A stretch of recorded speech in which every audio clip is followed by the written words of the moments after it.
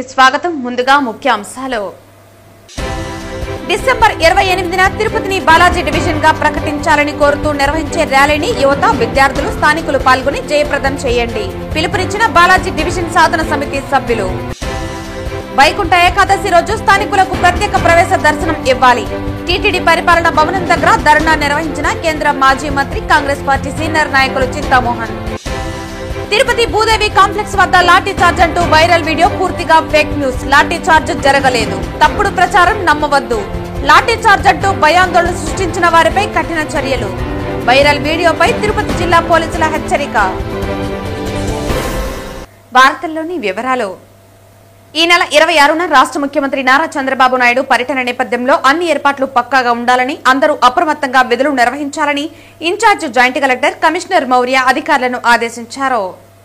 గురువారం ఉదయం ముఖ్యమంత్రి పాల్గొననున్న సాంస్కృతిక విద్యాపీఠం డిస్ట్రిక్ట్ పోలీస్ ఆఫీస్ వద్ద ఏర్పాట్లతో ముఖ్యమంత్రి వెళ్లే మార్గాల్లో పారిశుద్ధ్య పనులను కమిషనర్ పరిశీలించారు. ఈ సందర్భంగా కమిషనర్ మాట్లాడుతూ ముఖ్యమంత్రి పర్యటించనున్న ప్రాంతాల్లో రోడ్లపై గుంతలు లేకుండా పూడ్చాలని, డివైడర్లకు రంగులు వేయాలని తెలిపారు. డివైడర్ల మధ్యలో మొక్కలు ఏర్పాటు చేయాలని, రోడ్లపైన మట్టి లేకుండా శుభ్రం చేయాలని అధికారులను ఆదేశించారు. ఆయా మార్గాల్లో బ్యారికేడ్లు ఏర్పాటు చేయాలని సూచించారు. అన్ని ప్రాంతాల్లో పారిశుద్ధ్యం మెరుగ్గా చేపట్టాలని హెల్త్ ఆఫీసర్ను ఆదేశించారు. ముఖ్యమంత్రి పర్యటనలో కేటాయించిన విధులను వారు అప్రమత్తంగా బాధ్యతతో నిర్వహించాలని సూచించారు. కమిషనర్ వెంట టీటీడీ బోర్డు సభ్యులు Bhanuprakash Reddy, superintendent engineer Shyam Sundar, municipal ఇంజనీర్లు Tulasi Kumar, Gomathi, health officer doctor Yuva Anvesh, DCP Khan, డీఈలు, శానిటరీ సూపర్వైజర్లు తదితరులు పాల్గొన్నారు. వైకుంఠ ఏకాదశి రోజు స్థానికులకు ప్రత్యేక ప్రవేశ దర్శనం ఇవ్వాలని టీటీడీ పరిపాలన భవనం దగ్గర కేంద్ర మాజీ మంత్రి, కాంగ్రెస్ పార్టీ సీనియర్ నాయకులు చింతామోహన్ ఆధ్వర్యంలో ధర్నా నిర్వహించారు. తిరుపతి దేవస్థానం గొప్ప పుణ్యక్షేత్రం, ప్రపంచంలోనే గొప్ప ఆధ్యాత్మిక కేంద్రం, ప్రసిద్ధి చెందినటువంటి దేవాలయం. ఈ దేవాలయంలో 3 విషయాలు ముఖ్యంగా సామాన్యులు అందరూ తెలుసుకోవాలనుకుంటున్నారు. ఒకటి బంగారు. మనకు లెక్కల్లో ఎన్ని వందల కిలోల బంగారు ఉంది లెక్కల్లో. ఎక్కడ ఉంది, ఎక్కడెక్కడ పెట్టారు దేవస్థానం ఈ వందల కిలోల బంగారాన్ని? అందులో లెక్కల్లో ఉన్నది ఎంత, ఈరోజు ఉన్నది ఎంత? కొంతమంది పేపర్లో వస్తూ ఉన్నాయి. ఏమని వస్తూ ఉన్నాయి? అదృశ్యమైంది అక్కడ ఇక్కడని. ఈ విమర్శలకు మనం తావివ్వకూడదు.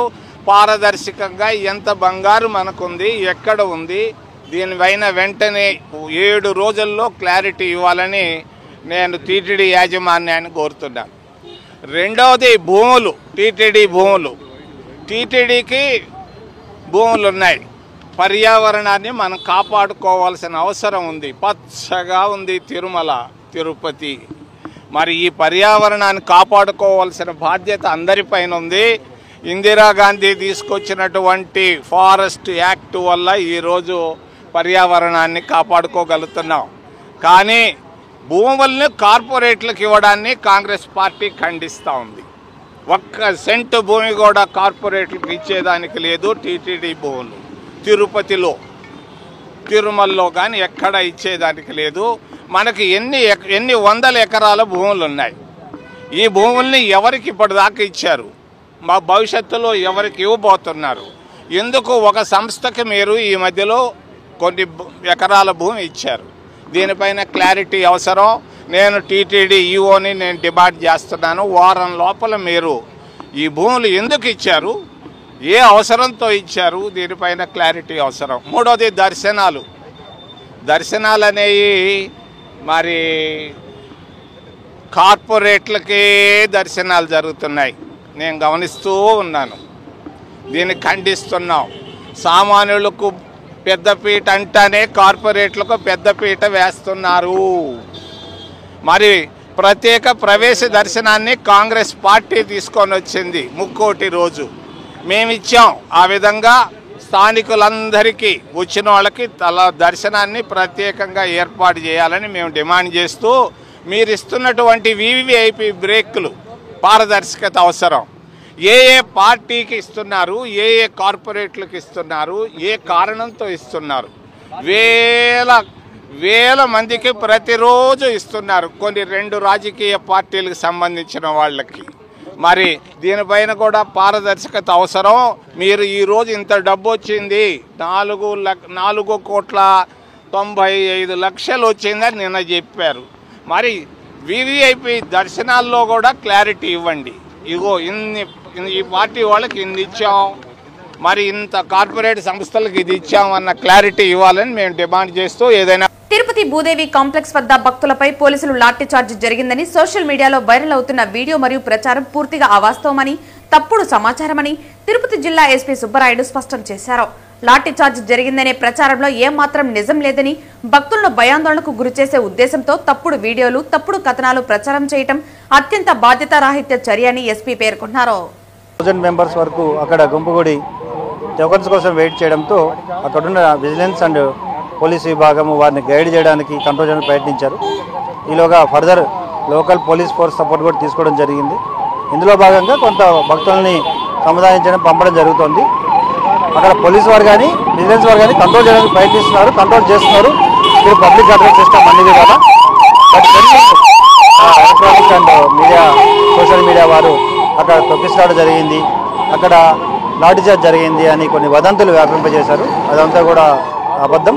సో ఇటువంటి వదంతులు వ్యాపింపజేసి భక్తుల మనోభావాలు దెబ్బతీయకూడదని మీ అందరికీ తెలియజేస్తూ, ముఖ్యంగా పోలీసు వారు, విజిలెన్స్ వారు ఇక్కడ పనిచేయడానికి సిద్ధంగా ఉన్నారు. ఎక్కడ ఏం జరిగినా ఇమీడియట్గా రష్ అయ్యి వాటిని పూర్తిగా కంట్రోల్ చేసుకోవడానికి సిద్ధంగా ఉన్నారు. In view of Vaikuntha Ekadashi and holidays వల్ల ఎక్కువ ఫుట్ఫాల్ ఉంది, ఎక్కువ ప్రిలిమ్స్ వస్తున్నా కానీ వారికి ఎటువంటి ఇబ్బంది కలగకుండా తగిన చర్యలు తీసుకోవడం జరుగుతుంది.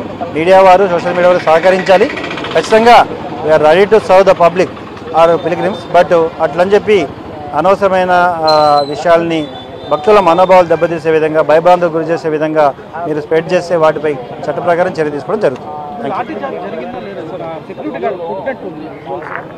సెక్యూరిటీ గార్డ్ కొట్టలేదు, అక్కడ వాళ్ళు కంట్రోల్ చేయడంలో చేశారు తప్ప ఎక్కడ కొట్టేట్లుగా కానీ లేదంటే వారిని పూర్తిగా దాడి చేసినట్లు కానీ ఎక్కడ లేదండి.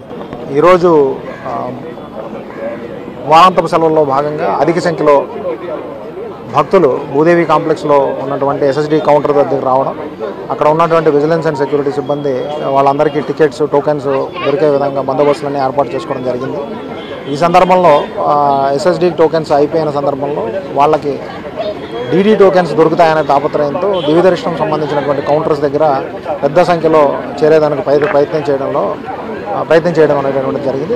అక్కడే ఉన్నటువంటి విజిలెన్స్ అండ్ సెక్యూరిటీ సిబ్బంది, పోలీస్ సిబ్బంది కూడా ఇమీడియట్లీ తక్షణమే స్పందించి దానికి సంబంధించినటువంటి ప్రాపర్ బందోబస్తు కానీ చర్యలు కానీ తీసుకోవడం, పబ్లిక్ అందరికీ కూడా పిల్గ్రిమ్స్ ఎవరైతే వచ్చినారో భక్తులందరికీ కూడా టికెట్ల యొక్క టోకెన్స్ యొక్క పరిస్థితిని వివరించి చెప్పడం జరిగింది. దానివలన పరిస్థితి అనేటువంటి దాన్ని నియంత్రించి ఏ రకమైనటువంటి ఇష్యూ లేకుండా చేయడం జరిగింది. దీనికి సంబంధించి కొన్ని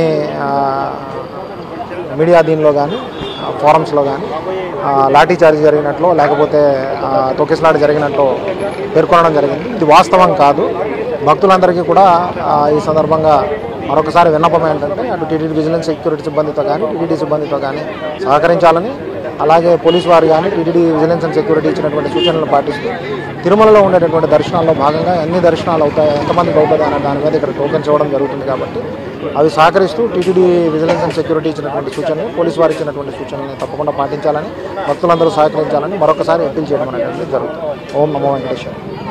తిరుపతికి బాలాజీ రైల్వే డివిజన్ ఆవశ్యకత ఉందని డిసెంబర్ 28న తిరుపతిని బాలాజీ డివిజన్ గా ప్రకటించాలని కోరుతూ గొప్ప ర్యాలీని తిరుపతి రైల్వే స్టేషన్ నుంచి ఉదయం 10 గంటలకు ప్రారంభించి ఈస్ట్ రైల్వే స్టేషన్ వరకు నిర్వహించడం జరుగుతుందని, కావున యువత, విద్యార్థులు, స్థానికులు పాల్గొని ర్యాలీని జయప్రదం చేయాలని బాలాజీ డివిజన్ సాధన సమితి సభ్యులు పిలుపునిచ్చారు. అలాగే వైకుంఠ ఏకాదశికి సంబంధించి మొదటి 3 రోజులు స్థానికులకు టోకెన్ లేకుండా తిరుమల శ్రీవారి దర్శన భాగ్యాన్ని ఏర్పాటు చేయాలని కోరారు. అదే మనకు బాలాజీ డివిజన్ అంటూ ఒకటి ఇక్కడ ఉంటే మనకు కావాల్సిన బస్సులన్నీ మనం ఏర్పాటు చేసుకోవచ్చు, కొత్త ట్రైన్స్ అన్ని చేసుకోవచ్చు. తిరుపతి నుంచి అన్ని పుణ్యక్షేత్రాలకి కొత్త ట్రైన్లు ఏర్పాటు చేసుకోవచ్చు. కొన్ని వేల మందికి ఉద్యోగాలు వస్తాయి. మనకు వ్యాపార రీత్యా డెవలప్ అవుతుంది. మనకు దగ్గరగా వచ్చి పోర్టు కృష్ణపట్నం, ఓబులార్పల్లి కొత్త రైల్వే లైన్ ఉంది. శ్రీకాళహస్తి, నడికొడి, తిరుపతి, గుంతకల్లు 310 కిలోమీటర్లు, 320 కిలోమీటర్లు ఉంది. తిరుపతి, ధర్మవరం ధర్మవరం నుంచి పుట్టపర్తి. ఎన్ని తర్వాత మనకు ఆంధ్రాలో వచ్చేసి శ్రీ సిటీ వచ్చేసి వచ్చిన లోడింగ్ కొన్ని లక్షల టన్నులు అవన్నీ లోడింగ్ అంతా కూడా చెన్నైకి వెళ్ళిపోతుంది. ఏమంటే తడలో లోడింగ్ పాయింట్ పెట్టుకోవచ్చు మనకు. అది సదరన్ రైల్వేలో ఉంది. తడ, సూళ్ళూరుపేట, నాయుడుపేట ఇవన్నీ కలుపుకుంటే మనకు సౌత్ సెంట్రల్ రైల్వేలో మనకు బాలాజీ డివిజన్లో ఇంక్లూడ్ చేసుకోవచ్చు. అదేవిధంగా నగిరి, పుత్తూరు ఇవన్నీ కలుపుకుంటే ఆంధ్రాలకు ఈ కొత్త డివిజన్ ఏర్పాటు చేసేదానికి అవకాశం ఉంటుంది. అదేవిధంగా ఓబరవారిపల్లి, కృష్ణపట్నం ఓబరవారి కొత్త రైల్వే లైన్ ఉంది. ఈ రైల్వే లైన్లో కృష్ణపట్నంలో కొన్ని లక్షల టన్నులు ఎక్స్పోర్ట్ జరుగుతుంది ఇప్పుడు. అది కూడా వచ్చేసి సికింద్రాబాద్ జోన్లో కలుపుకుంటారు. కాబట్టి రైల్వే డివిజన్ను మనకు చాలా ఆవశ్యకత ఉంది. కాబట్టి ఇంతకుముందు కూడా శాంతియుతంగా మేము పోరాడి రైల్వే గరుడాది ట్రైన్ తీసుకొచ్చాము, డిఆర్ఎంఎల్ బ్రిడ్జి తీసుకొచ్చాము. ఏదైనా కూడా మహాత్మా గాంధీ పద్ధతిలోనే ఈ కార్యక్రమం ఏర్పాటు చేసి అదేవిధంగా శాంతియుతంగానే మనం సాధించుకోవచ్చు. కాబట్టి మీ అందరి సహాయ సహకారాలతో తిరుపతి బాలాజీ డివిజన్ రావాలంటే ముందు మీడియా కూడా మాకు అన్ని రకాల సహాయాలు అందించాలి. కాబట్టి బాలాజీ అంటే వెంకటేశ్వర స్వామిని తలుచుకుంటే మనం ఆయన ఇబ్బంది అంటూ ఏమీ లేదు. ఇన్ని లక్షల మంది తిరుపతికి వచ్చి స్వామి దర్శనం చేసుకుంటున్నారు. వాళ్ళ కోరికలు నెరవేరుతున్నాయి. కాబట్టి ఆ వెంకటేశ్వర స్వామి, పద్మావతమ్మ మనకందరికీ ఆయురాలుగా ఇస్తూ ఈ బాలాజీ దేవుని కూడా ఇవ్వాలని కోరుకుంటూ మీ అందరి తరఫున సెలవు తీసుకుంటున్నాను. ధన్యవాదాలు. టీటీడీకి సంబంధించి కూడా స్థానికుల్ని ఏ విధంగా చూస్తున్నారు అనేది ఇక్కడ దర్శనం టికెట్లు అన్నీ కూడా ఇవ్వకపోగా అదేదో 5,000 ఒక 3 రోజులు ఇవ్వడం జరిగింది. దీని మీద కూడా చాలామంది అసంతృప్తి వెళ్ళగక్కినారు. సో ఈ సందర్భంగా ఈ వేదిక నుంచి కూడా టీటీడీ ధర్మకర్తల మండలికి ప్రజలందరి తరపున, వాళ్ళ మనోభావాల తరపున నా వంతుగా కూడా నేను, ఎందుకంటే టీటీడీలో 2 చైర్మన్లకి పిఎస్గా పనిచేయడం జరిగింది. గత అనుభవాల దృష్ట్యా 90,000 నుంచి 1,00,000 మధ్యలో ఏకాదశి రోజు దర్శన భాగ్యాలు కల్పిస్తారు. ఏకాదశి, ద్వాదశి అంతా కూడా 1వ తారీఖు కూడా వచ్చింది. సో ఆ 3 రోజులు మా బాలాజీ రైల్వే డివిజన్ సాధన సమితి తరపున ధర్మకర్తల మండలికి మా విజ్ఞాపన ఏంటంటే, మీరు ఆన్లైన్లో 62,000 ఇచ్చారు సార్. మిగతావి కొద్దిమంది విఐపీస్ ఉంటారు, టీటీడీ ఎంప్లాయీస్ ఉంటారు, వీళ్ళన్నీ కూడా పోగా ఇంకా ఒక 20,000 మంది గ్యాప్ ఉంటుందని నా గత అనుభవం దృష్ట్యా నా వ్యక్తిగత అభిప్రాయం. ఆ 3 రోజులు స్థానికులకి వాళ్ళ ఆధార్ కార్డు ఉంటే, ఎందుకంటే 2వ తారీఖు నుంచి డైరెక్ట్ లైను టోకన్ లేని భక్తులకు కూడా అలౌ చేస్తామన్నారు. కానీ ఈ 3 రోజులు టోకన్ లేకుండా స్థానికులను అలౌ చేయండి. దర్శన భాగ్యం కలిపితే లైన్లో వెళ్తారు, లేదంటే ఉంటారు. అంటే ఉండడం అంటే 3 hours, 4 hours, 5 hours. సో ఇది మాత్రం ఇక్కడి నుంచి నేను విజ్ఞప్తి చేస్తున్నాను. మన ప్రియతమ ముఖ్యమంత్రి గారు కూడా రేపు వస్తున్నారు. సో ఆయన కూడా ఈ విషయంలో ఇంటర్ఫేర్ అయ్యి స్థానికులకు ఆ 3 రోజులు దర్శన భాగ్యం టోకన్ లేకుండా ఇవ్వాలని చెప్పి కోరుచున్నాం. కానీ ఇంతకుముందు కూడా చాలాసార్లు ఖాళీగా ఉండిపోయి, అంటే ద్వాదశి రోజు, ఏకాదశి రోజు ఎప్పుడు లైన్ వదిలేవాళ్ళు మైకుల్లో పెట్టి అనౌన్స్ చేసిన సందర్భాలు ఉన్నాయి. తిరుపతిలో కూడా స్క్రోలింగ్లు అయ్యి అందరూ ఇక్కడి నుంచి పోయిన సందర్భాలు కోకొల్లలు. సో ఆ రోజు మేమేమంటున్నాం, మీరు టోకన్లు ఇచ్చిన భక్తులకి వాళ్ళు 2 గంటల్లో దర్శనం చేసుకున్నారు, వాళ్ళని ఏం డిస్టర్బ్ చేయొద్దండి, దాన్ని మేము గౌరవిస్తాము. కానీ టోకన్లు లేకుండా తిరుమలకి, తిరుపతికి చెందిన స్థానికుల్ని టోకన్ లేకుండా అలో చేయాలని మేము ప్రార్థిస్తున్నాం. తిరుపతి కేబీ లేఅవుట్ జీవకోణంలోని షెక్కినా చర్చిలో గురువారం క్రిస్మస్ వేడుకలు ఘనంగా నిర్వహించారు. సీనియర్ పాస్టర్ అరుల్ అరసు ఆధ్వర్యంలో ప్రత్యేక ప్రార్థనలు చేశారు. ప్రభు అయిన యేసుక్రీస్తు నామములో మరి ప్రతి వారికి క్రిస్మస్ శుభాకాంక్షలు తెలియజేసుకుంటూ, దేవాతి దేవుడు యేసుక్రీస్తు లోకరక్షకుడుగా అరుదించడము, మానవులందరి పాప విమోచన కొరకు ఆయన ఈ లోకానికి రావడం అన్నటువంటిది నిజంగా ఒక సంతోషకరమైనటువంటి వార్తగా మరి ఈ భూమి మీద నిలిచిపోయింది. ప్రతి సంవత్సరం కూడా, ప్రతి ఏటా కూడా క్రిస్మస్ వచ్చినప్పుడల్లా కూడా లోకరక్షకుడైనటువంటి క్రీస్తుని గురించి, ఆయన జన్మను గురించి ధ్యానించుకోవడం ఎంతో శుభ పరిమాణం. ఎందుకంటే ఆయన ఒక చరిత్రకారుడైనటువంటి క్రీస్తు, యేసుక్రీస్తు ఒక చరిత్రకారుడు. ఆయన జననము, ఆయన జీవించిన విధానము, ఆయన ఎంత మృదువైనటువంటి జీవితం జీవించాడో, ఎంత శ్రేష్టమైనటువంటి మరి మంచి మార్గమును చూపించి, సత్యమును నడిపించి, సత్యములో జీవిస్తూ అనేకుల్ని ఆ మార్గంలో నడవాలని, నేనే మార్గము సత్యము జీవమని చెప్పినటువంటి ఏకైక మరి దేవుడైన, నా ద్వారా తప్ప ఎవరికి కూడా పరలోకానికి దేవుని రాజ్యంలోకి రాలేడని ఆయన ఖచ్చితంగా చెప్పినటువంటి దేవుడు. ఎందుకంటే ఆయన ఆ మాదిరిగా చూపించి వెళ్ళాడు. ఆయనే పరము నుండి భూమికి వచ్చాడు.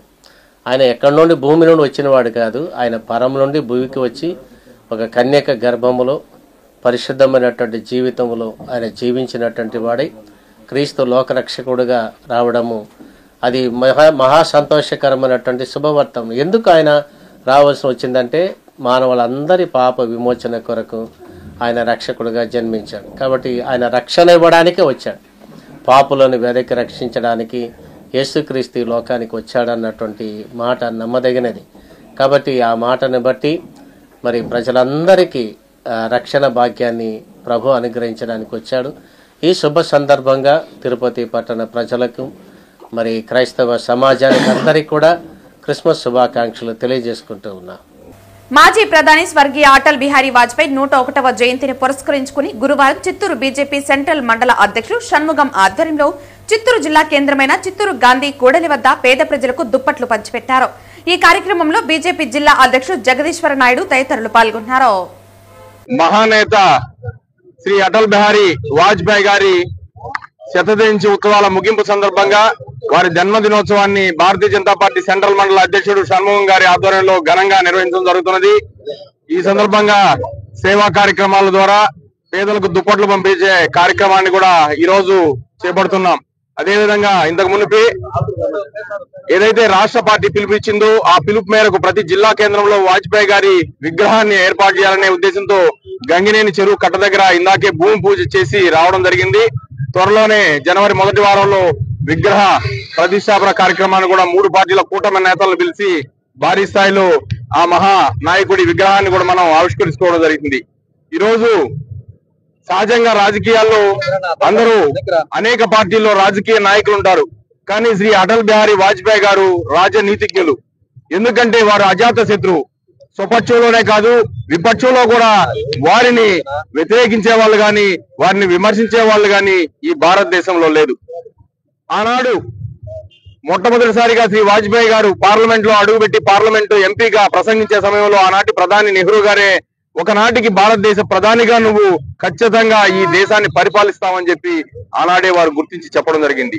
అదేవిధంగా శ్రీ అటల్ బిహారీ వాజ్పేయి గారు 96లో కావచ్చు, 98, 99లో 3 పర్యాయాలు ఈ దేశానికి ప్రధానమంత్రిగా ఉంటూ ఈ దేశ అభివృద్ధి ముఖ చిత్రాన్నే మార్చిన నేత శ్రీ అటల్ బిహారీ వాజ్పేయి గారు. ఒకప్పుడు భారతదేశంలో రోడ్లు అంటే మనకు తెలుసు, రైల్వే లైన్లు అంటే ఏ విధంగా ఉన్నాయో తెలుసు. అలాంటి స్థితిలో శ్రీ వాజ్పేయి గారు పార్లమెంట్ లో ఏదైతే స్వర్ణ చతుర్భుజి 4 మహానగరాలను Delhi to Chennai, Chennai to Calcutta, Calcutta to Delhi, Delhi to Mumbai 4 మహానగరాలు కలుపుతూ స్వర్ణభుజి 4 లైన్ల రహదారి ప్రాజెక్టును ప్రకటించినప్పుడు పార్లమెంట్ లో అందరూ నవ్వారు. సహజంగా వాజ్పేయి గారికి కవిత్వం అంటే చాలా మక్కువ. వాజ్పేయి గారి బెంగళూరుకి కనెక్టివిటీగా మనకు ఉండడం చాలా గర్వకారణం. అదేవిధంగా శ్రీ వాజ్పేయి గారు సెల్ ఫోన్లలో కూడా విప్లవాత్మక, సాధారణ పేద బడుగు బలహీన వర్గాలకు కూలీ చేసుకునే వ్యక్తి కూడా సెల్ ఫోన్ లో మాట్లాడే స్థితికి విప్లవాత్మకంగా సెల్ ఫోన్ ను టవర్స్ ను విస్తృతంగా ఏర్పాటు చేసి అందరికీ అందుబాటులోకి తెచ్చిన ఘనత శ్రీ వాజ్పేయి గారిది. అలాగే వ్యవసాయ రంగంలో కావచ్చు, అలాగే తాగునీటి అవసరాల కోసం ప్రతి గ్రామానికి వారు బోర్లు వేయించడం, ఓవర్ హెడ్ ట్యాంక్స్ కట్టించడం, ఇలా అనేక రకాలైన సంస్కరణలతో ఈ దేశాన్ని అభివృద్ధి పదంలో నడిపించి దేశంకు అభివృద్ధి అంటే ఇది, ఈ విధంగా అభివృద్ధి చేయాలని చెప్పి ఒక నమూనాగా ఏం పర్లేదు. మనం విపక్షంలో ఉన్నా సరే స్వపక్షంలో ఉన్నటువంటి అప్పుడు ఇందిరాగాంధీ గారు జనీవా మహాసభలకు వాజ్పేయి గారిని పంపించారు. ఆ తర్వాత పివి నరసింహారావు గారు కూడా విదేశాలు విపక్షంలో ఉంటే ఏం చేయగలుగుతుందనే దాన్ని నిరూపించి చూపించారు. ఇప్పుడున్నటువంటి వాళ్ళు అది చూడలేదు, ఆ సంస్కరణ లేవు, అవి వాజ్పేయి గారికే దక్కుతుంది. వాజ్పేయి గారు అటువంటి వ్యక్తి ఇక రాజకీయాలలో ఉండాలంటే మహోన్నతమైనటువంటి కారకులు కావాలి. వాళ్ళని ఇచ్చేసేదానికి మనమందరూ వాళ్ళకి జోహార్లు అర్పిస్తూ జై హింద్, జై భారత్. పాన్ ఇండియా వ్యాప్తంగా త్రిముఖ సినిమా ట్రైలర్ కు విశేష ఆదరణ రావడంతో ఆ చిత్ర యూనిట్ ప్రమోషన్స్ తిరుపతిలో జరుపుకున్నారు. త్రిముఖ ట్రైలర్ పాన్ ఇండియా వ్యాప్తంగా విశేష ఆదరణ రావడంతో ఆ చిత్ర యూనిట్ ప్రమోషన్స్ తిరుపతిలో జరుపుకున్నారు. అకిరా డ్రీమ్ క్రియేషన్స్ లో యోగేష్ హీరోగా, ఆకృతి అగర్వాల్ హీరోయిన్ గా జనవరి 2న విడుదల కాబోతున్న త్రిముఖ మూవీ సస్పెన్స్ సైకాలజికల్ థ్రిల్లర్ మూవీగా అందరినీ ఆకట్టుకుంటుందని ఆ మూవీ ప్రొడ్యూసర్ మత్తాలి సత్యశ్రీదేవి తెలిపారు. ఈ మూవీలో ఏసీపీ శివాని పాత్రలో సన్నీ లియోన్ పర్ఫార్మెన్స్ విశేషంగా ఆకట్టుకుంటుందని ఆ చిత్ర యూనిట్ తెలిపారు. ఆ చిత్ర డైరెక్టర్ రాజేశ్వర్ తొలి చిత్రం కావడంతో అందరూ నచ్చే కథాంశంతో విడుదల చేయబోతున్నామన్నారు. చిత్రంలో అందరూ కొత్తవారు అయినప్పటికీ నటనలో విశేష ప్రతిభ కనబరిచారని అన్నారు. తప్పక ప్రేక్షకులను ఆకట్టుకుంటుందని అన్నారు. ఇది సేమ్ సన్నీ లియోన్ గారు వన్ ఆఫ్ ద లీడ్గా చేశారు ప్రాజెక్ట్లో. హిందీ, తెలుగు, తమిళ్, కన్నడ భాషలో కూడా చేశాము ప్రాజెక్ట్ని. తెలుగులో జనవరి 2 రిలీజ్ కాబోతుంది. ఆల్మోస్ట్ 400+ థియేటర్స్ ప్లాన్ చేస్తున్నాము, single screens across both states. మన హిందీలో సిఐడి ఆదిత్య శ్రీవాత్సవ్ గారు అభిజిత్గా చాలామందికి తెలిసి ఉంటారు. సిఐడి సిరీస్లో హిందీ బాలీవుడ్ ఆయన తెలుగులో ఫస్ట్ టైం మన మూవీతోనే తెలుగు ఆరంగేటం చేస్తున్నారు. So he's launching in Telugu with our movie. ఇంతకు ముందు కూడా ఆయనకి రవితేజ గారి మూవీ, ఇంకా చాలా మూవీస్ వచ్చినా కానీ ఆయన స్టోరీ పరంగా, క్యారెక్టర్ పరంగా ఇంపార్టెంట్ అని చెప్పి తెలుగులో ఇప్పుడు దాకా చేయలేదు. ఆయన హృతిక్ రోషన్ మూవీలో మెయిన్ విలన్గా చాలా మూవీస్ చేశారు. బాలీవుడ్ ఆడియన్స్కి చాలామందికి it's a very well known face CID Abhijit garu. So he joined our project as one of the main characters. Almost story అంతా ఆయన చుట్టూ తిరిగే ఒక మెయిన్ రోల్ ఆయన చేశారు. సన్నీ లియోన్ గారు కానీ, సిఐడి ఆదిత్య శ్రీవాత్సవ్ గారు కానీ. అండ్ తెలుగులో అందరూ మన బాగా సుపరిచితులే. ప్రవీణ్ గారు, శకలక్ శంకర్, చిత్రం సీను, అశు రెడ్డి అండ్ సుమన్ గారు, రవిప్రకాష్ గారు, ఆల్మోస్ట్ అందరూ కూడా it's a very big casting. అంటే చాలా పెద్దవాళ్ళందరూ ఈ ప్రాజెక్ట్కి కలిసి పనిచేశారు. ట్రీజర్ రిలీజ్ అయింది, గ్లింప్స్ రిలీజ్ అయింది. ప్రతి ఒక్కటి కూడా ఎంతో మంచి రెస్పాన్స్ వచ్చింది. ఒక 3 days బ్యాక్ ఒక ఇంపార్టెంట్ సాంగ్, ఒక వైబ్ ఇచ్చే సాంగ్ని రిలీజ్ చేయడం జరిగింది. సన్నీ లియోన్ గారు అందులో లీడ్ చేశారు. ఆ సాంగ్ ఇప్పుడు ట్రెండ్ అవుతుంది, వైరల్ కాబోతుంది. ఆల్రెడీ చూసుంటారు. దాంట్లో ఆ ఎలక్ట్రిక్ బీట్స్ కానీ, ఆ లిరిక్స్, క్యాచీ లిరిక్స్ కానీ అందరికీ రీచ్ అయ్యే విధంగా ఉన్నాయి. రేపు 31st నైట్ ఎవరైతే సెలబ్రేట్ చేసుకుంటారో వాళ్ళందరికీ ఒక డ్యాన్స్ వైబింగ్ సాంగ్ లాగా కాబోతుంది. సో ఇలా అన్ని ఎలిమెంట్స్, ఒక సాంగ్, 4 సాంగ్స్ కానీ, ఏదానికైతే ఒక ఐటమ్ సాంగ్, ఒక లవ్ సాంగ్, ఒక సాడ్ సాంగ్, ఒక థీమ్ సాంగ్, అలాగే స్టోరీ కానీ ప్రతి ఒక్కరికి నచ్చే విధంగా కష్టం పడి ఎక్కడ ఏ పాయింట్ మిస్ అవ్వకుండా, ఎవరు ఇది లేదే అని ఫీల్ అవ్వకుండా జాగ్రత్తగా ప్లాన్ చేసి తీసామండి. మీ అందరి సపోర్ట్ కావాలి. కొత్త వాళ్ళం, డైరెక్టర్గా నేను కానీ, హీరోగా యోగేష్ కానీ, ప్రొడ్యూసర్గా మేడం కానీ అందరం కొత్త వాళ్ళం ఇండస్ట్రీకి వచ్చాం. మీ సపోర్ట్, అందరికంటే పెద్ద సపోర్ట్ ఇచ్చేది మీరు. మా సినిమాని జనాల్లోకి తీసుకెళ్లే బాధ్యత తీసుకున్నందుకు ధన్యవాదాలండి. వార్తలు ముగించే ముందు ముఖ్యాంశాలు మరోసారి. డిసెంబర్ 28న తిరుపతిని బాలాజీ డివిజన్ గా ప్రకటించాలని కోరుతూ నిర్వహించే ర్యాలీని యువత, విద్యార్థులు, స్థానికులు పాల్గొని జయప్రదం చేయండి. పిలుపునిచ్చిన బాలాజీ డివిజన్ సాధన సమితి సభ్యులు. వైకుంఠ ఏకాదశి రోజు స్థానికులకు ప్రత్యేక ప్రవేశ దర్శనం ఇవ్వాలి. టీటీడీ పరిపాలన భవనం దగ్గర ధర్నా నిర్వహించిన కేంద్ర మాజీ మంత్రి, కాంగ్రెస్ పార్టీ సీనియర్ నాయకులు చింతామోహన్. తిరుపతి భూదేవి కాంప్లెక్స్ వద్ద లాఠీ చార్జ్ అంటూ వైరల్ వీడియో పూర్తిగా ఫేక్ న్యూస్. లాఠీ చార్జ్ జరగలేదు, తప్పుడు ప్రచారం నమ్మవద్దు.